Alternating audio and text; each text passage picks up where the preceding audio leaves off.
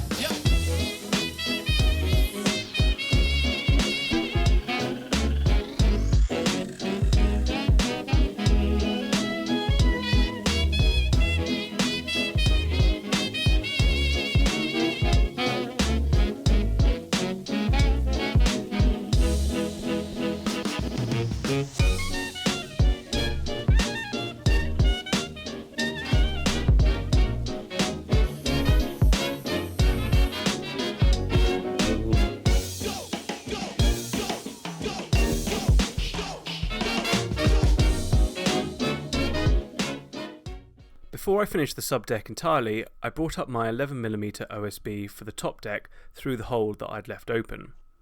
In case you hadn't guessed how I was moving these sheets already, I used an 18-foot length of rope with the two ends tied together, then looped under each side of the sheet material to create a handle.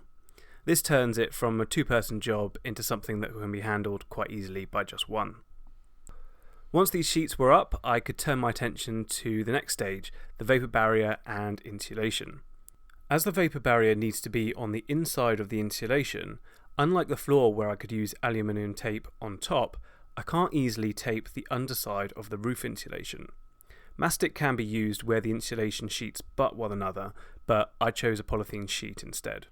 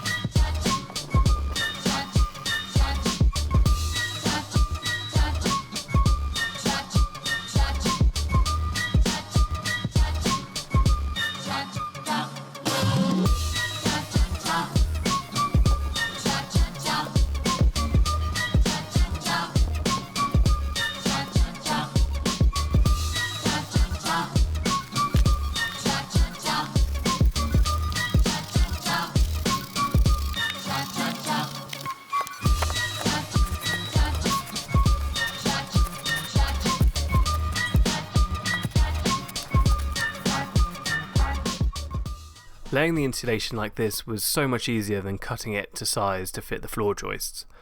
Above the overhang there wasn't really the need to insulate, but I still needed the top deck to be supported, so I decided that this would be a good place to use all the scraps I had from doing the floor but didn't want to waste, and I made a very nice jigsaw. Now, we have a slight continuity error here. You can see that there's a lining covering the timber border. At this point I had covered the walls with a weatherproof breathable membrane, something that I'll explain in more detail in part 12.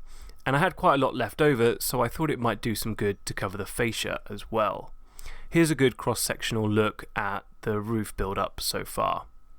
I can now move on to the top deck.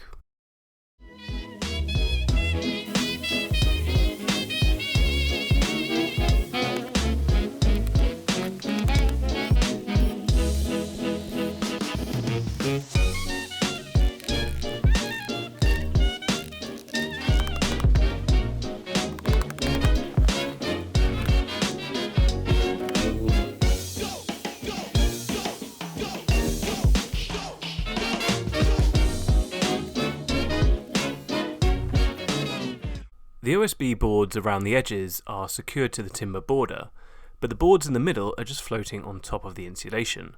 In order to secure them, I used 180mm slab nails that were long enough to reach the roof joists. But first I had to find the joists. To do this I made a mark on the Tyvek house wrap above each of the joists and secured a nail directly above it. Tied a length of string to it and then tied the other end to a nail on the other side. This gave me a line where the joists lay below, where I could hammer in the slab nails. A few did miss, so I learnt to leave them a little proud of the surface, then check they weren't showing on the underside before hammering them flush. If they did miss, I could pull them out and move them accordingly. In case you're wondering, yes, these nails do create a thermal bridge where heat is lost, and they also pierce the vapour barrier, so the key is not to use too many of them, just enough to hold the OSB down, and gravity does the rest. So that is the warm roof done. Quite a few different layers, but it can be done quite quickly. The finished product, though, looks much the same as when I finished the subdeck, so the real aesthetic payoff will come in the next episode, where I'll add the fascias and EPDM rubber roof. As this is part 10, and a little shorter than usual, I thought I'd talk briefly about the channel. First up, thank you to the 600 or so of you who subscribed on the back of Keith's recommendation on his Rag and Bone Brown YouTube channel. If you haven't come across his channel, he's a down-to-earth UK self-taught woodworker with a fantastic array of videos and well worth checking out. So thank you for your support and thank you Mr. Brown. In fact, just 4 short months ago, hardly anybody was watching this series, and while still a really small channel as far as YouTube is concerned, it's a testament that if you serve an uncatered for niche, people do tend to come. So I thought it would be interesting to share a little about who this community is and viewership based on the stats YouTube provides. It probably comes as absolutely no surprise that the majority of you are men, but quite how heavily weighted it is was unexpected to me. The largest age bracket is from 35 to 44, which is the one above my own. Given some thought, this does make sense though, as one needs a house in order to build a garden room, and that age group is more likely to be able to afford a house, while still being young enough to want to take on a big building project. And finally, location. Again, no surprises that the majority are from the UK, but it's great to see that the US is in second, as I learnt so much of the information in these videos from watching US framing and house building channels. Obviously, if you are watching from outside the UK, you can ignore some of the planning permission and building reg stuff, but the main principles should hold wherever you are. So that's it for this one. Feel free to ask any questions in the comments, and I'll do my best to answer where I can, and I'll see you next time.